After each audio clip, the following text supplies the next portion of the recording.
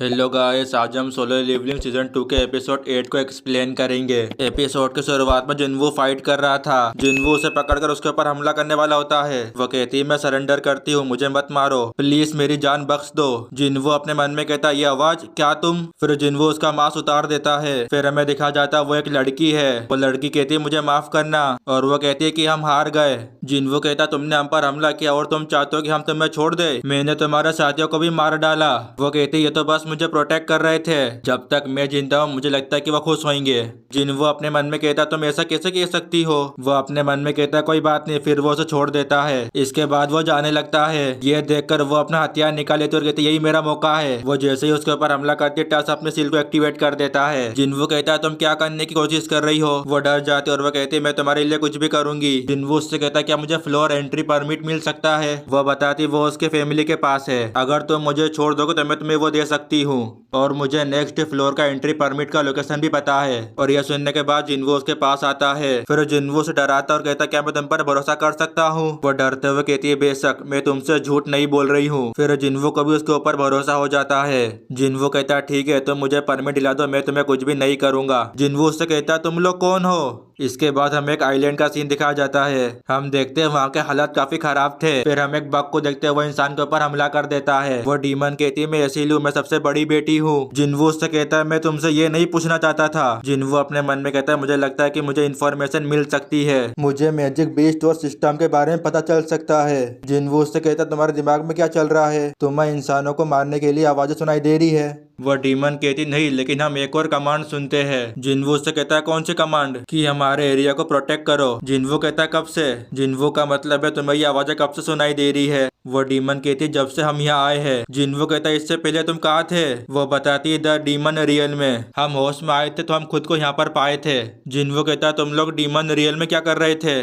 और यह सुनने के बाद दोबारा ग्लिच होता है। डीमन कहती हम युद्ध की तैयारी कर रहे थे। जिन्वू अपने मन में कहता युद्ध। जिन्वू कहता है किस लिए। डीमन बताते हैं कि ऐसा एनिमी जो कि बहुत ही ज्यादा स्ट्रॉन्ग है, उससे लड़ने के लिए सबको एकजुट होना पड़ा, लेकिन सिस्टम उससे और भी जानकारी देना नहीं दे रहा था। सिस्टम कहता है बातचीत ब्लॉक कर दी गई है, और इसके बाद वो नीचे गिर जाती है। जिन्वू अपने मन में कहता है ऐसा लगता है कि मैं और भी सवाल अब नहीं पूछ सकता। अगले सीन में हम जिनचुल को देखते हैं जो कि उस तबाही के बारे में बता रहा होता है। वहाँ पर टोटल 294 लोग मारे गए, इसमें से 108 हंटर भी शामिल थे। 4 ई रैंक हंटर, 1 सी रैंक हंटर और 1 बी रैंक हंटर की मौत हो गई। चेयरमैन गो कहते हैं सिर्फ एक मैजिक बीस्ट ने इतने सारे लोगों को मार दिया। द ए रैंक हंटर वहां पर पहुंचा और उसने उसे मार दिया।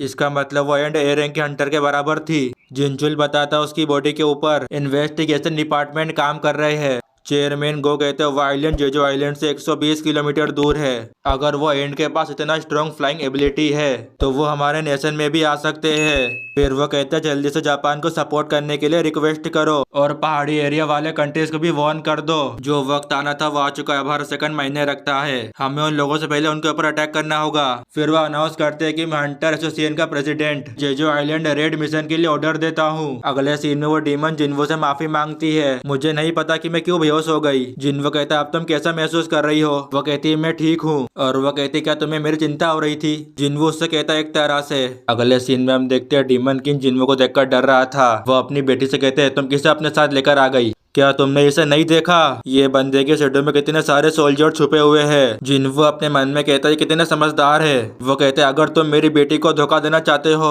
और फिर इस कैसल पर तुम कब्जा करना चाहते हो, जिंदा बाहर निकलने की उम्मीद मत रखना।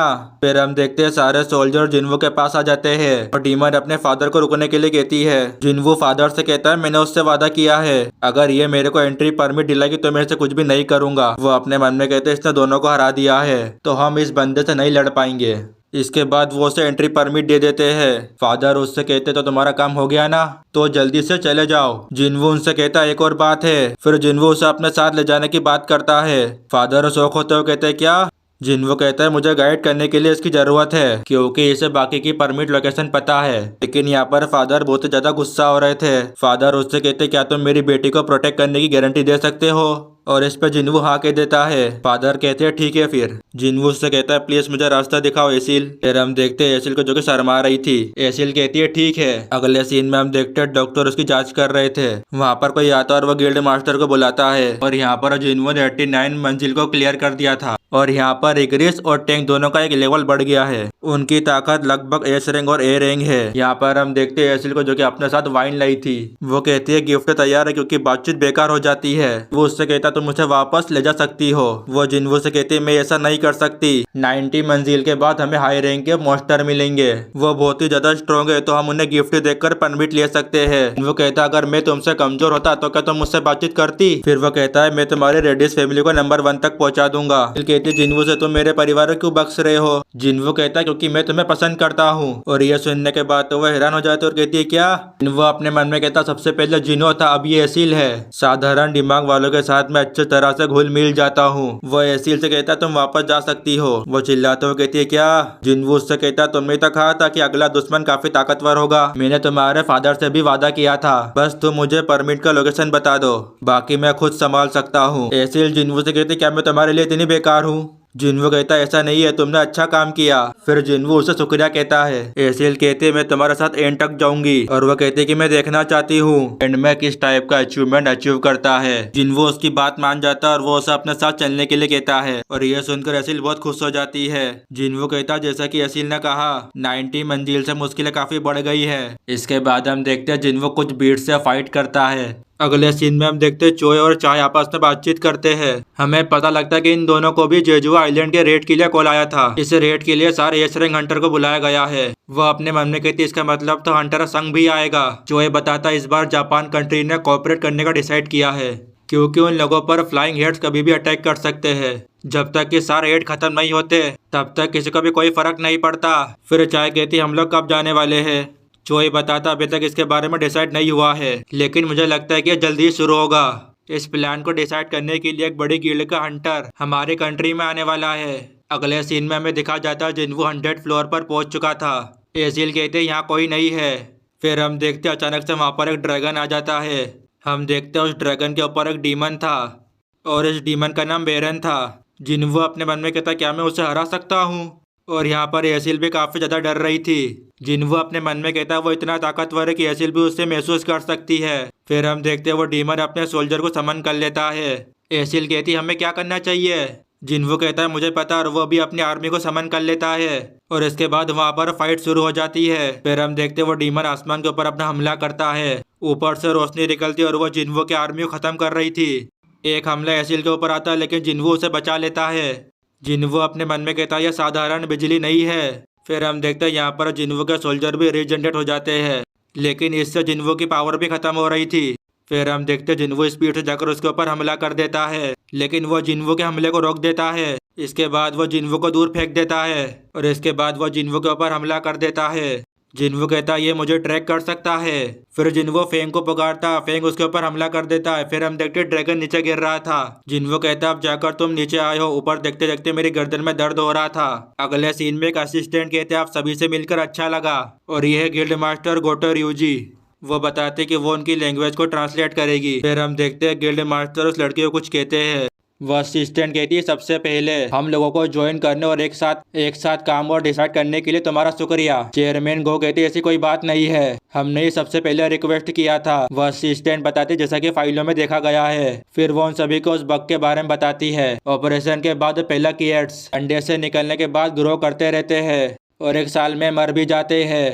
इसका मतलब अगर हम उनकी रानी को मार देते हैं तो सारे एड्स 1 साल में खत्म हो जाएंगे। और दूसरा पॉइंट ये कि एड्स का व्यवहार पैटर्न टीम ग्रेट मिशन के हिसाब से पता चला है। हमें पता चला कि एड्स शक्तिशाली लोगों पर अट्रैक्ट होते हैं जिनका मैजिकल पावर काफी स्ट्रॉन्ग है। हमें इसका हैबिट यूज करके अपना कॉम्बैक्ट प्लान बनाना होगा। चेयरमैन गो कहते हमने भी उनकी हरकतों पर गौर किया है लेकिन मुझे पता नहीं था कि ये लोग इतना अच्छा एनालाइज करेंगे। फिर गिल्ड मास्टर उन्हें समझाता और उसकी असिस्टेंट उसे ट्रांसलेट करती है। 11 एस रैंक हंटर में से 10 लोगों को भेजा जाएगा और जिसमें से मैं भी रहूंगा। जिनचुल कहता 11 में से 10 वो बताते हैं हम सभी एड्स को बाहर निकाल देंगे, तुम्हारी जिम्मेदारी है रानी को मारने के लिए। जिनचुल कहता है इस तरह से तो आपको हजारों का सामना करना होगा, और यहाँ पर गोभी उनकी बात मान जाते हैं। अगले सीन में हम देखते हैं जिन्वो सभी को मार रहा होता है। फिर हम देखते हैं जिन्वो की एमपीबी भी काफी तेजी से खत्म हो रही थी, और दूसरी तरफ बेरन जिन्वो के शैडो आर्मी से मुकाबला कर रहा था। फिर जिन्वो भी बेरन के ऊपर हमला कर देता है, लेकिन वो जिन्वो के अटैक को ब्लॉक कर देता है, और ये देखकर तो जिन्वो भी हैरान हो जाता है। फिर हम देखते हैं वो जिन्वो को पकड़कर उसे ऊपर उठा लेता है। वो अपनी स्वॉर्ड से उसके ऊपर हमला करने ही वाला होता है। फिर हम देखते हैं टस जिन्वो को अपनी सील से बचा लेता है, और जिन्वो भी मौके का फायदा उठाकर अपने हथियार गाड़ देता है। फिर पीछे से टस आकर उसे पकड़ लेता है। फिर बेरन हमला करता है जिससे टस खत्म हो जाता है। इसके बाद जिन्वो पीछे हट जाता है। जिन्वो अपने मन में कहता है क्या मेरा एमपी खत्म हो गया। इसके बाद बेरन अपनी स्वॉर्ड निकाल लेता है। फिर वहाँ पर बारिश भी शुरू हो जाती है। फिर हम देखते हैं वो दोनों लड़ना शुरू कर देते हैं, लेकिन वो जिन्वो के ऊपर भारी पड़ रहा था। वो एक हमला करता जिससे जिन्वो के हथियार उससे अलग हो जाते हैं, और मौका देकर वो जिन्वो के ऊपर हमला कर देता है, लेकिन जिन्वो ने उसके दोनों हाथ पकड़ लिए थे। फिर वो जिन्वो के ऊपर अपना हमला शुरू कर देता है। फिर एसिल बेरन पर अपना स्पीयर फेंकती है, जिससे उसका ध्यान भटक जाता है। फिर मौका देकर जिन्वो अपनी फुल पावर का इस्तेमाल करता है और उसके हाथ कट जाते हैं। इसके बाद जिन्वो से एक जोरदार पंच मारता है, जिससे आसमान में बहुत बड़ा धमाका हो जाता है। हमें दिखा जाता है उसकी मुंडी कट चुकी थी, और इसी के साथ बैटल यहीं पर ही खत्म हो जाती है। इसका मतलब जिन्वो फाइट को जीत गया था। फिर एसिल जिन्वो के पास आती है। फिर जिन्वो उससे कहता है एसिल वापस जाओ और अपने फादर को रिपोर्ट करो, अब से रेडिस परिवार रैंक में सबसे ऊपर होगा। फिर हम देखते हैं एसिल की आंखों में आंसू आ जाते हैं। ये सुनने के बाद तो वो खुश हो जाती है। एसिल कहती है ये रेडिस नहीं है, ये रेडिरू है। और इसी के साथ ये एपिसोड यहाँ पर ही खत्म हो जाता है।